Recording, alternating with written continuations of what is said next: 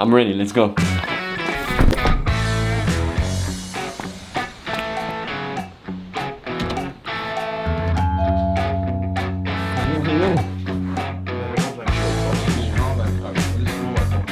we talking front page or about it? I think all of these pictures are there, like elite faces.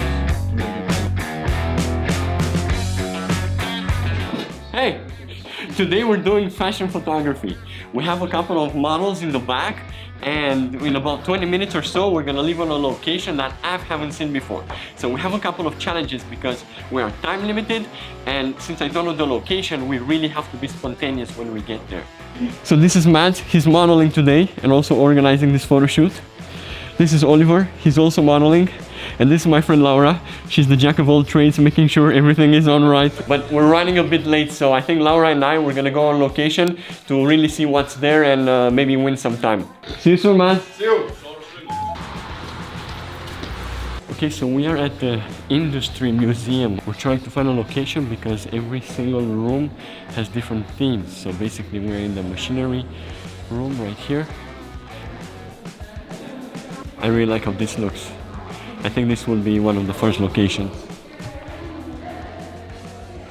Okay, so I have to give you a bit more context, but fast, because we're in a hurry. I have the lens on the camera. We're shooting with the Panasonic GH5 and the Sigma 18-35. The brand we're shooting today is rebranding their website. So basically, we're just taking photos for the rebrand of the website. And since we're not gonna print the photos, the GH5 is gonna do just fine. Exactly. So that you cover the lighting. Okay, this is gonna sound stupid, but I will say 3, 2, 1, and then you say who, me? 3, 2, 1. Who, me? So far so good, we're getting some traction. So basically, every time I ask the models to pose in a certain way, I need to imagine that certain picture being cropped and maybe end up on a certain banner or on a shop category. We're talking digital, we're talking website, we're talking e-commerce.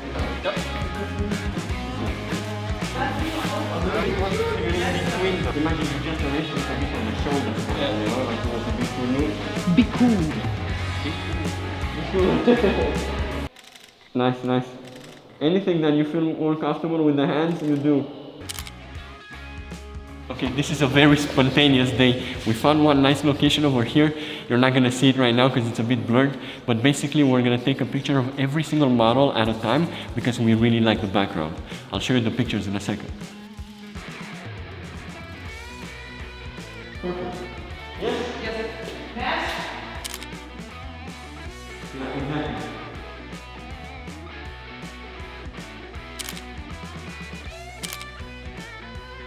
When you're doing photo shoot of any sort of wearables, it doesn't matter if it's gadgets or clothes, it's really important to not think only of models shoot themselves and classic poses, but rather get some shots where you have the product as the main subject. So now we're trying to take some photos of Oliver, but not necessarily on his face, but rather him doing something. So we're trying to catch him in action, doing something with this machine, I don't know. Can you look towards your left hand, kind of like you're just about to pull it? Yes. Yeah.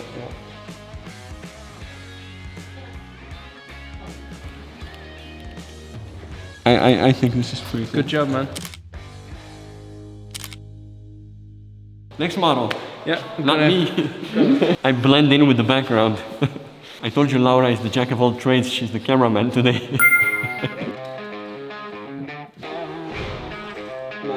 I think these are pretty cool. Just like this, again, there's space for things if you want to put something in the menu or just crop him as a box.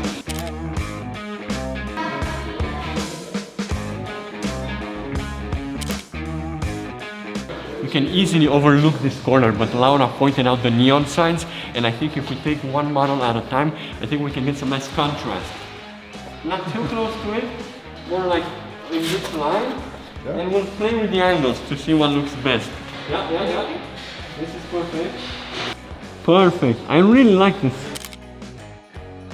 Everybody's so helpful. It's a really nice shooting day.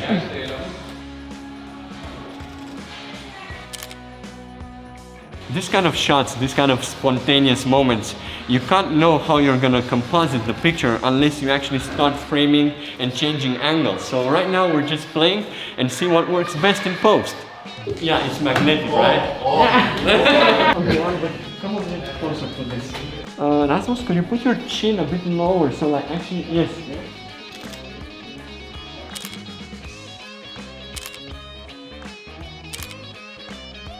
So in this location over here, I'm not sure I need any lights. If I do, I'll go get one. But what I really want is to form a silhouette from the back lighting of the window and adjust the settings in the camera so that he's in focus. So we gotta blow out the light outside a bit.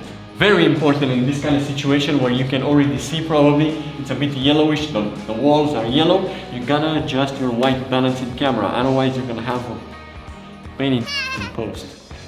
A little bit to your left again, just a bit to your left, yes.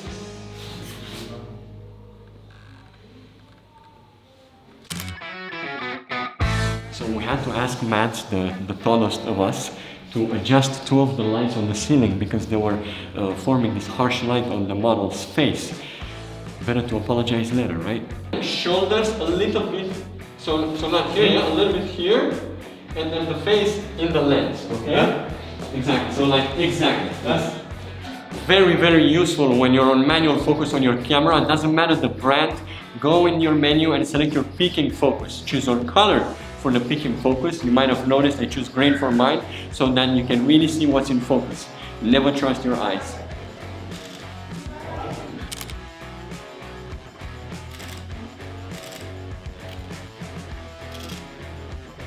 Can you now point the light straight at his face?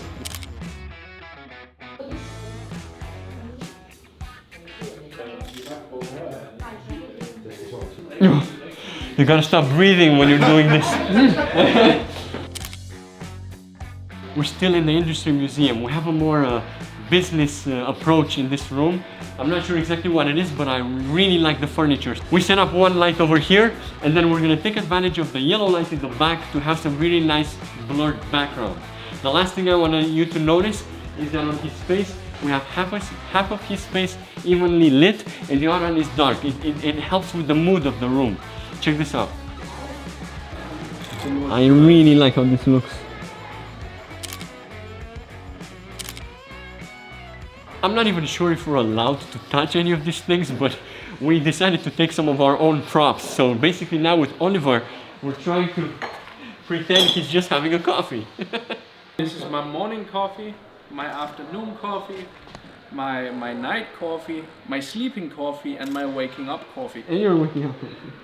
Actually, I don't even sleep. I just drink coffee and then, you know, yeah, coffee. Yeah, and coffee. Cocaine, but mostly coffee. Okay, yeah. Yeah.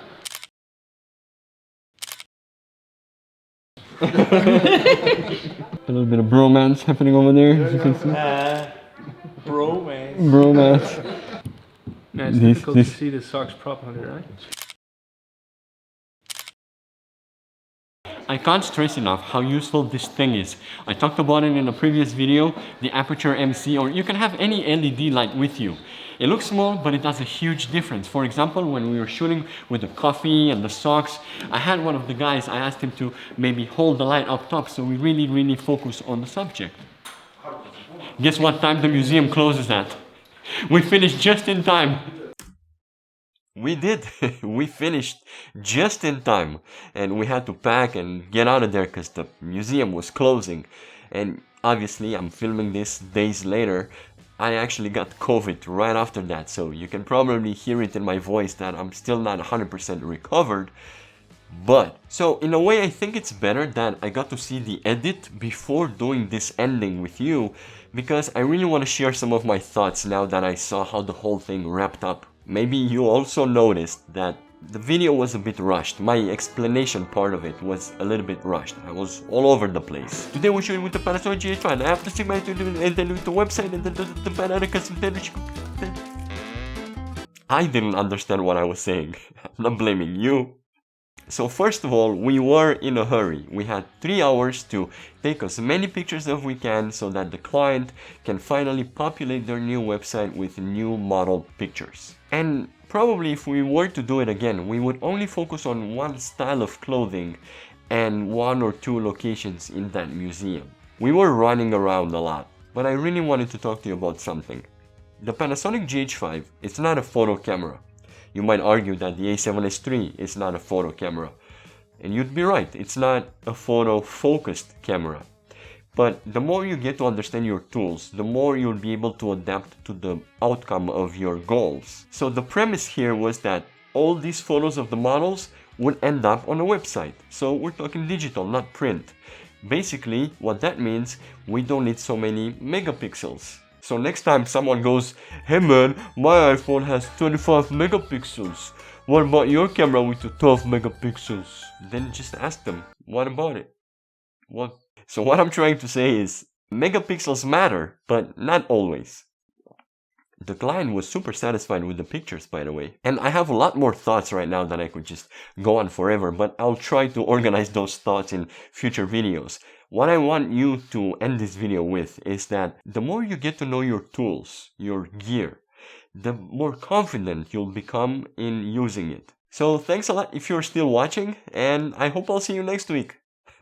Ciao. Hey man, my iPhone has 25 megapixels and your camera has only 12. Hey man, my iPhone has 25 megapixels. What about your 12 megapixel A7S III? What about megapixels?